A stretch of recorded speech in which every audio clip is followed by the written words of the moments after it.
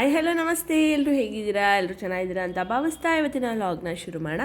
ಇವತ್ತು ನಾನು ನನ್ನ ಲಾಗಲ್ಲಿ ಆಲೂಗಡ್ಡೆ ಬಜ್ಜಿ ಯಾವ ರೀತಿ ಮಾಡೋದು ಅನ್ನೋದನ್ನು ತೋರಿಸ್ಕೊಡ್ತೀನಿ. ಹಾಗೆ ಉಳಿದಂಥ ಆಲೂಗಡ್ಡೆನ ನಾನು ಏನು ಮಾಡಿದೆ ಅನ್ನೋದನ್ನು ಸಹ ತಿಳಿಸ್ಕೊಡ್ತೀನಿ. ಹಾಗಿದ್ರೆ ಬನ್ನಿ, ಮೊದಲಿಗೆ ಆಲೂಗಡ್ಡೆ ಚಿಪ್ಪೆನೆಲ್ಲ ತೆಕ್ಕೊಳ್ಳೋಣ. ಇಲ್ಲಿ ನಾನು 5 ಆಲೂಗಡ್ಡೆ ತೊಗೊಂಡಿದ್ದೀನಿ. ಸೊ ನೋಡಿ, ಈ ರೀತಿ ಎಲ್ಲ ಕಟ್ ಮಾಡಿಕೊಂಡು ವಾಶ್ ಮಾಡ್ಕೋಬೇಕು. ಚೆನ್ನಾಗಿ ವಾಶ್ ಮಾಡಿ ನೀರು ಹಿಂಗಾದ್ಮೇಲೆ ನಾವು ಆಲೂಗಡ್ಡೆ ಬಜ್ಜಿಗೆ ರೆಡಿ ಮಾಡ್ಕೋಬೋದು. ಮಳೆ ಬರ್ತಿತ್ತು ನೆನ್ನೆ, ಸಡನ್ನಾಗಿ ಏನು ತಿನ್ನಬೇಕು ಅಂತ ಅನ್ನಿಸ್ದಾಗ ಆಲೂಗಡ್ಡೆ ಮನೇಲಿ ಕಾಣ್ತು, ಅದಕ್ಕೋಸ್ಕರ ಮಾಡ್ಕೋತಾ ಇದ್ದೀವಿ. ಇದು ನಮ್ಮ ಮನೆಯ ಭಾಗ್ಯಲಕ್ಷ್ಮಿ ಗ್ರಾಮ್ ಫ್ಲೋರ್, ಅಂದರೆ ಕಡಲೆ ಹಿಟ್ಟು. ಭಾಗ್ಯಲಕ್ಷ್ಮಿ ಕಡಲೆ ಹಿಟ್ಟು ಬಳಸೋದ್ರಿಂದ ತುಂಬಾ ಟೇಸ್ಟಿಯಾಗಿರುತ್ತೆ, ಹಾಗೆ ಗರಿ ಗರಿಯಾಗಿ ಬರುತ್ತೆ ಅಂತಲೇ ಹೇಳ್ಬೋದು. ಯಾಕೋ ಬೆಂಗಳೂರು ವೆದರೇ ಸರಿ ಇಲ್ಲ ಅಂತ ಅನಿಸ್ಬಿಡುತ್ತೆ. ಇದ್ದಕ್ಕಿದ್ದಂಗೆ ನೆನ್ನೆ ಜೋರು ಮಳೆ ಬಂದ್ಬಿಡ್ತು. ಸೊ ಮಳೆ ಬಂದಿದ್ದ ಟೈಮಲ್ಲಿ ಇದನ್ನು ತಿನ್ನಬೇಕು ಅಂತ ಅನ್ನಿಸ್ತು, ಅದಕ್ಕೋಸ್ಕರ ಮಾಡ್ಕೊಂಡು ತಿಂತಾಯಿದ್ವಿ. ನೀವೂ ಸಹ ನಿಮ್ಮ ಮನೆಯಲ್ಲೇ ಸಹ ಮಾಡಿಕೊಂಡು ತಿನ್ನಿ ಅಂತ ಹೇಳೋಕ್ಕೆ ಇಷ್ಟಪಡ್ತೀನಿ. ಹಾಗೆ ಕಡಲೆ ಹಿಟ್ಟನ್ನ ಹಾಕ್ಕೊಂಡು ಸ್ವಲ್ಪ ಅರಿಶಿನದ ಪುಡಿ, ಹಾಗೆ ಜೀರಿಗೆ ನೀವು ಯಾವುದೇ ಬಜ್ಜಿ ಮಾಡಲಿ ನೀವು ಹಾಕ್ಕೊಳ್ಳಿ, ತುಂಬಾ ಟೇಸ್ಟ್ ಕೊಡುತ್ತೆ. ಆದರೆ ಓಮ್ ಕಾಳು ಸಿಗುತ್ತೆ, ಓಮ್ ಕಾಳನ್ನು ಸಹ ನೀವು ಹಾಕೋಬೋದು. ಅಕಸ್ಮಾತ್ ಓಮ್ ಕಾಳು ಇಲ್ಲ ಅಂತ ಹೇಳಿದ್ರೆ ಜೀರಿಗೆನ ಬಳಸ್ಬೋದು. ಹಾಗೆ 1 ಸ್ಪೂನ್ ಖಾರದ ಪುಡಿ ಎಲ್ಲ ಹಾಕಿ ಮಿಕ್ಸ್ ಕೊಟ್ಟರೆ ಹಾಗೆ ಹೋಯ್ತು. ಸ್ವಲ್ಪ ಸೋಡಾ, ಜಾಸ್ತಿ ಸೋಡಾ ಬೇಡ, ಚಿಟಿಕೆಯಷ್ಟು ಸೋಡಾ ಹಾಕ್ಕೊಳ್ಳೋಣ. ನೋಡಿ, ಈ ರೀತಿ ಅಷ್ಟೇ ಸೋಡಾ ಹಾಕ್ಕೊಂಡು ಮಿಕ್ಸ್ ಮಾಡ್ಕೊಳ್ಳೋಣ ಚೆನ್ನಾಗಿ. ಎಲ್ಲೂ ಗಂಟು ಸಿಗದೆ ಇರೋ ಥರ ಫಸ್ಟು ಈ ರೀತಿ ಮಿಕ್ಸ್ ಮಾಡ್ಕೊಳ್ಳಿ. ನೋಡಿ, ಈ ಆಲೂಗಡ್ಡೆ ಬದಲು ನೀವು ಬಾಳೆಕಾಯಿನೂ ಸಹ ಹಾಕೋಬೋದು, ಆವಾಗ ಅದು ಬಾಳೆಕಾಯಿ ಬಜ್ಜಿ ಆಗುತ್ತೆ. ಈಗ ನೀರನ್ನ ಹಾಕ್ಕೊಂಡು ಮಿಕ್ಸ್ ಮಾಡ್ಕೊತಾ ಇದ್ದೀವಿ. ನೋಡಿ, ಒಂದೇ ಸತಿ ನೀರು ಹಾಕ್ಕೊಬೇಡಿ, ಸ್ವಲ್ಪ ನೀರು ಹಾಕ್ಕೊಂಡು ಮಿಕ್ಸ್ ಮಾಡ್ಕೊಳ್ಳೋದ್ರಿಂದ ನಿಮಗೂ ಸಹ ಒಂದು ಹದ ಗೊತ್ತಾಗುತ್ತೆ. ನೀವು ಒಂದೇ ಸತಿ ನೀರು ಹಾಕ್ಕೊಂಡ್ರೆ ನಿಮಗೆ ಒಂದು ಅಳತೆನೂ ಸಹ ಗೊತ್ತಾಗಲ್ಲ. ಆ ಒಂದು ಕಾರಣಕ್ಕೆ ಹೇಳ್ತಾ ಇದ್ದೀನಿ. ನೋಡಿ, ಈ ರೀತಿ ಗಂಟೆಲ್ಲ ಹೋಗಬೇಕು. ಗಂಟು ಇಟ್ಕೊಂಡು ನೀವು ಬಜ್ಜಿ ಮಾಡೋಕ್ಕೆ ಹೋಗ್ಬೇಡಿ. ಜಾಸ್ತಿ ಗಟ್ಟಿನೂ ಕಲಿಸ್ಬಿಡಿ, ಜಾಸ್ತಿ ತೆಳ್ಳಗೂ ಕಲಿಸ್ಬಿಡಿ. ಅದಕ್ಕೆ ನಾನು ಹೇಳಿದೆ, ಕಲಿಸ್ತಾ ನೀವು ನೀರು ಹಾಕ್ಕೊಂಡ್ರೆ ನಿಮಗೆ ಅನುಕೂಲ. ಈಗ ಸ್ವಲ್ಪ ಅಕ್ಕಿ ಹಿಟ್ಟನ್ನ ಹಾಕೋತಾ ಇದ್ದೀನಿ. ನೀವು ಯಾವುದೇ ಬಜ್ಜಿ ಬೋಂಡ ಮಾಡಲಿ, ಸ್ವಲ್ಪ ಅಕ್ಕಿ ಹಿಟ್ಟನ್ನ ಮಿಕ್ಸ್ ಮಾಡ್ಕೊಂಡು ನೋಡಿ, ತುಂಬಾ ಗರಿ ಗರಿಯಾಗಿ ಬರುತ್ತೆ ಅಂತಲೇ ಹೇಳ್ಬೋದು. ಸರಿ, ಈ ರೀತಿ ಅಕ್ಕಿ ಹಿಟ್ಟನ್ನ ಹಾಕ್ಕೊಂಡು ಅದಕ್ಕೂ ಸಹ ಚೆನ್ನಾಗಿ ಮಿಕ್ಸ್ ಕೊಡ್ತಾಯಿದ್ದೀನಿ. ಸೊ ಯಾರೆಲ್ರಿಗೂ ಈ ಥರ ವಾತಾವರಣ ಇಷ್ಟ ಆಗುತ್ತೆ ಅನ್ನೋದನ್ನು ನಾನು ಕಮೆಂಟ್ ಬಾಕ್ಸಲ್ಲಿ ತಿಳಿಸಿ, ಯಾವೊಂದು ವೆದರ್ ನಿಮಗೆ ಇಷ್ಟ ಅಂತ. ಸೊ ನೋಡಿ, ಇಷ್ಟು ಸಮ ಅಳತೆಯಲ್ಲಿ ನಾನು ಕಳಿಸ್ಕೊಂಡಿದ್ದೀನಿ. ಇಷ್ಟು ಸಾಕು, ಇದಕ್ಕಿಂತ ಗಟ್ಟಿನೂ ಬೇಡ, ತೆಳ್ಳಗೂ ಬೇಡ. ಈ ರೀತಿ ಕಲಿಸ್ಕೊಂಡ್ರೆ ಆಯಿತು. ಈಗ ಒಂದು ಕಡೆ ಆಲೂಗಡ್ಡೆ ಇದೆ, ಇನ್ನೊಂದು ಕಡೆ ನಾನು ಎಣ್ಣೆನೂ ಸಹ ಕಾಯೋಕ್ಕೆ ಇಟ್ಟಿದ್ದೆ. ಸೊ ಎಣ್ಣೆ ಕಾಯೋದು ಇಷ್ಟರಲ್ಲಿ ಹಾಕೋಣ ಅಂತ ಎಲ್ಲ ಮಾಡಿ ಉಪ್ಪನ್ನೇ ಹಾಕೋದು ಮರ್ತು ಹೋಗ್ಬಿಟ್ಟಿದ್ದೆ. ಸೊ ಇದು ಉಪ್ಪು ಹಾಕೋಣ ಅಂತ ತೋರಿಸ್ತಾ ನೀವು ಕಲಿಸ್ಕೋಬೇಕಾದ್ರೆ ಉಪ್ಪು ಹಾಕ್ಕೊಳ್ಳಿ, ಏನೂ ತೊಂದರೆ ಇಲ್ಲ. ಈಗ ಹಾಕ್ಕೊಂಡ್ರು ಆದರೂ ಮೊದಲೇ ಹಾಕ್ಕೊಳ್ಳೋದನ್ನು ಮರಿಬೇಡಿ, ಓಕೆನಾ? ಸೊ ಈಗ ಉಪ್ಪು ಹಾಕ್ಕೊಂಡು ಮತ್ತೊಮ್ಮೆ ನೀವು ಯಾರಾದರೂ ಈ ಥರ ಆಗಿದೆಯಾ?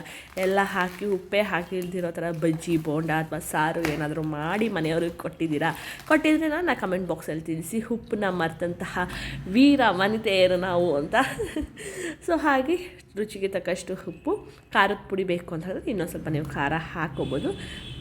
ಈಗ ಇಲ್ಲಿ ಆಲೂಗಡ್ಡೆನ ಕಟ್ ಮಾಡಿ ಇಟ್ಕೊಂಡಿದ್ದೀನಲ್ಲ, ಅದನ್ನು ಈಗ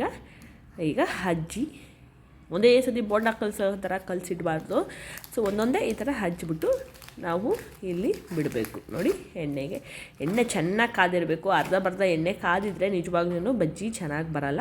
ಅದಕ್ಕೋಸ್ಕರ ಎಣ್ಣೆ ಚೆನ್ನಾಗಿ ಕಾದಿದ್ದಾಗ ಈ ರೀತಿ ಎಣ್ಣೆಗೆ ಬಜ್ಜಿನ ಹಾಕಬೇಕು. ಸೊ ನೋಡಿ, ಗರಿಗರಿಯಾಗಿ ಬರುತ್ತೆ ಮಾತ್ರ, ನಿಜವಾಗ್ಲೂ ತುಂಬಾ ಚೆನ್ನಾಗಿರುತ್ತೆ. ಆಲೂಗಡ್ಡೆ ತುಂಬ ಬೇಗ ಬೇಯೋದ್ರಿಂದ ಸ್ವಲ್ಪ ಮೀಡಿಯಮ್ ಫ್ಲೇಮಲ್ಲಿ ಇಟ್ಟು ಬೇಯಿಸಿ. ಜಾಸ್ತಿ ಜೋರು ಮಾಡಿಬಿಡಿ, ಸ್ಲೋನು ಮಾಡ್ಕೊಬೇಡಿ. ಮೀಡಿಯಮ್ ಫ್ಲೇಮಲ್ಲಿ ಇಟ್ಟು ನೀವು ಬಜ್ಜಿನ ಬೇಯಿಸಬೇಕು. ಸೊ ನೋಡಿ, ಈ ರೀತಿ ಒಂದೊಂದೇ ಹಾಕೋತಾ ಇದ್ದೀನಿ. ನೋಡಿ ಯಾವ ರೀತಿ ಉಪ್ತಾ ಇದೆ ಅಲ್ಲ.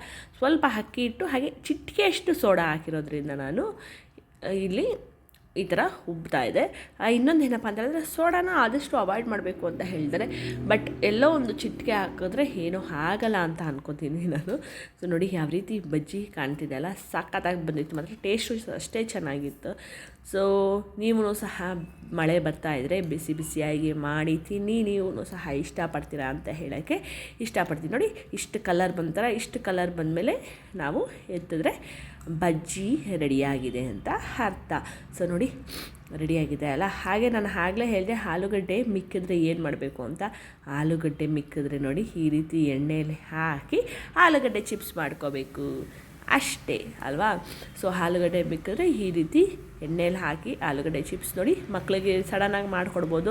ಬರೀ ಉಪ್ಪು ಅಷ್ಟೇ ಹಾಕಿರೋದು, ಆಲೂಗಡ್ಡೆಗೆ ಖಾರ ಏನು ಹಾಕಿಲ್ಲ, ಲೈಟಾಗಿರಲಿ ಅಂತ ಬರೀ ಉಪ್ಪು ಹಾಕಿ ಆಲೂಗಡ್ಡೆ ಚಿಪ್ಸ್ ಮಾಡಿಕೊಂಡು ರೆಡಿ ಮಾಡಿ ಮಕ್ಕಳಿಗೆ ಕೊಟ್ಟೆ. ಇಬ್ಬರೂ ಸಹ ಚೆನ್ನಾಗಿ ತಿಂದರು. ಹಾಗೆ ಬನ್ನಿ ಈಗ ಸೀರೆ ವಿಷಯಕ್ಕೆ ಬರೋಣ. Welcome back to Cheeku sarees collection. ಇವತ್ತು ನಾನು ನನ್ನ ಸ್ಯಾರೀಸ್ ಕಲೆಕ್ಷನಲ್ಲಿ ನಿಮಗೆ ಸೆಮಿ ಮೈಸೂರು ಸಿಲ್ಕ್ ಸೀರೆನ ತಂದಿದ್ದೀನಿ. ನೋಡಿ ಇದು mustard colour. So small mango design ಇದೆ ಬಾರ್ಡ್ರಲ್ಲಿ.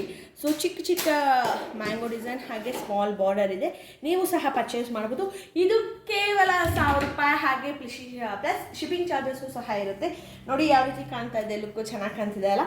ಸೊ ನಿಮಗೂ ಬೇಕು ಅಂತ ಹೇಳಿದ್ರೆ ಬೇಗ ಬೇಗ ಆರ್ಡರ್ ಮಾಡ್ಕೊಳ್ಳಿ. ಚೀಕು ಸ್ಯಾರೀಸ್ ಕಲೆಕ್ಷನಲ್ಲಿ ಪರ್ಚೇಸ್ ಮಾಡಿ. ಹಾಗೆ ಹೇಳಿದೆ ನಾನು ಮಸ್ಟರ್ಡ್ ಕಲರ್ ಜೊತೆ ಇನ್ನೂ 4 ಕಲರ್ ಇದೆ ಅಂತ. ಸೊ ನೋಡಿ ಇದು ಡಾರ್ಕ್ ಗ್ರೀನ್ ಅಂದರೆ ಎಲೆ ಹೆಸರು ಬರುತ್ತಲ್ಲ ಆ ಹಸಿರು ಇದು. ಹಾಗೆ ಇದು ನವಿ ಬ್ಲೂ. ಸೊ ನವಿ ಬ್ಲೂನು ಸಹ ತುಂಬ ಚೆನ್ನಾಗಿದೆ ವೇರ್ ಮಾಡಿದ್ರೆ. ಇದೂ ಸಹ ಡಾರ್ಕ್ ಗ್ರೀನ್. ಹಾಗೆ ಇದು ಲೆಮನ್ ಕಲರ್. ನೋಡಿ ಇದು ಲೆಮನ್ ಕಲರ್. ಸೊ ಈ 4 ಕಲರ್ ಇದೆ. ಅದ್ರ ಜೊತೆಗೆ ಈ ಒಂದು ಮಸ್ಟರ್ಡ್ ಕಲರ್ನು ಸಹ ಇದೆ. ನಿಮಗೆ ಬೇಕು ಅಂತ ಹೇಳಿದ್ರೆ ನನಗೆ ನೀವು ಮೆಸೇಜ್ನ ಮಾಡ್ಬೋದು. ನೋಡಿ ಇಷ್ಟು ಸೀರೆ ಕಲೆಕ್ಷನು. ನಿಮಗೆ ಈ ಸೀರೆ ಕಲೆಕ್ಷನ್ಸ್ ಬೇಕು ಅಂತ ಹೇಳಿದ್ರೆ ನನಗೆ ಚೀಕು ಸ್ಯಾರೀಸ್ ಕಲೆಕ್ಷನ್ ಇನ್ಸ್ಟಾಗ್ರಾಮ್ ಪೇಜಲ್ಲಿ ಫಾಲೋ ಮಾಡಿ ಹಾಗೆ ಮೆಸೇಜ್ ಹಾಕಿ ಅಂತ ಹೇಳೋಕ್ಕೆ ಇಷ್ಟಪಡ್ತೀನಿ.